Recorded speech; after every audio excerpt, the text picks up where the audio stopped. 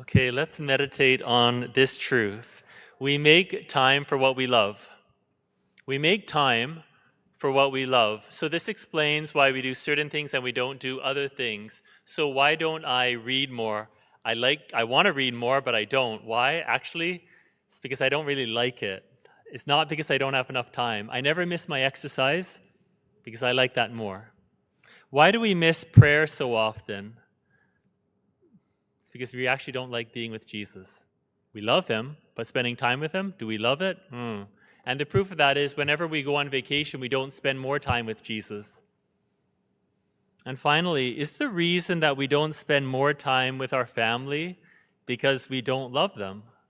Is that true? Could be, maybe. When we look at the gospel, we see who loves what. It tells us that a woman named Martha welcomed him into her home. But Martha was distracted by her many tasks, so she came to Jesus and asked, "Lord, do you not care that my sister has left me to do all the work by myself? Tell her then to help me." Okay, so Martha is a saint. We all know that. She's the one who welcomes Jesus into the home. So she's clearly a good person, but she's distracted. She doesn't do what's more important. Why? Because she loves serving more than being at the feet of Jesus. And the reason why her sister Mary sat at the Lord's feet and listened to what he was saying is because she loves that more than good work. So Jesus says, "Martha, Martha, you are worried and distracted by many things. There is need of only one thing. Mary has chosen the better part, which will not be taken away from her." The key words there are distracted and better. So we're not supposed to stop all the good things that we're doing already. We're just supposed to put them in right order. So how much time should each of us spend daily in prayer? We've said before, it's at least 15 minutes. That would be the minimum if you want to grow. Well, even if you have young children? And the answer is yes. Because if I were to call you on the phone, you would tell your family, "Father Justin's on the phone, I've got to take it." So if God calls, you want to answer. Our culture tends to rationalize our distractions. Have you heard of Chris Hadfield, the great Canadian astronaut? Very famous. He's done a lot of good work in his field. But in his book, he refers to himself as a largely absent dad. And he has a small section in his book about how he is struggling between his career and family life. I cannot read Chris Hadfield's mind or his heart, but based on what he says, it sounded like he was clearly putting his career above his family. And at the end of the book, after all that, he doesn't regret it. And so that kind of rationalization in our culture, it affects all of us. Jesus gives us clarity. He says, there is need of only one thing. The church has always took this passage to show how certain things are higher than others, specifically how the contemplative life is higher than the apostolic life. So someone who devotes their whole life to prayer, like a monk, they're doing something objectively higher than what I'm doing as a diocesan priest where I serve most people. Why is it objectively higher? Because what they do will last in heaven.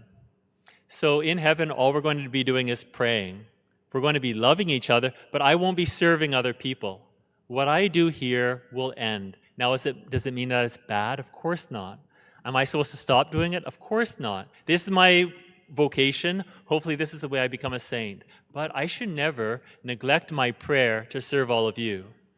That would not be right. 2 weeks ago, I mentioned a guy named Rich Froning, a CrossFit champion. He won the CrossFit Games 4 times, so 4 times fittest man on earth.